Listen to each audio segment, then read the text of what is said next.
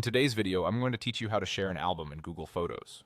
By the end, you'll know exactly how to open the app, find your albums, and share one either directly with contacts or by creating a shareable link. I'll also include helpful tips so you feel confident about what each option does. First, open the Google Photos app on your phone or tablet. Make sure you're connected to the internet and signed into the account that holds the photos you want to share. If you have more than one account on your device, a quick check now can save time later.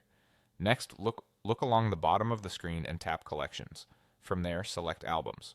This is where Google Photos organizes your photo collections by album. If you've already organized your pictures, you should see your albums listed here. If you don't see what you expect, double check that you're in the right account and that your photos have finished backing up. Open the album you want to share. Take a moment to make sure the photos and videos inside are the ones you intend to send. It's easier to confirm this now than to change it after you share.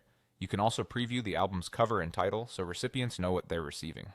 Now tap Share. You'll usually find the Share button at the top of the screen. It looks like an arrow or the standard share icon. Tapping it brings up the sharing options. From here, choose how you want to share. If you want to send the album directly to specific people, pick them from your contacts. This keeps sharing focused on just those recipients, and they'll get a notification. If you prefer something you can paste anywhere, like in a text message, email, or chat, tap Get Link to create a shareable link. The app will generate a link you can copy and send. Keep in mind that anyone with that link can view the album, so only share it in places you trust. If you're collaborating with family or friends, you can let them add photos too, but only do that if you want others to contribute. A couple of quick tips before we wrap up.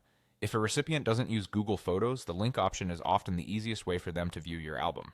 If sharing to contacts, you can include a short message so they know what they're receiving.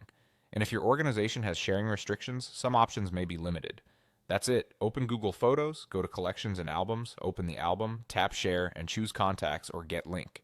You're all set to share your memories quickly and safely.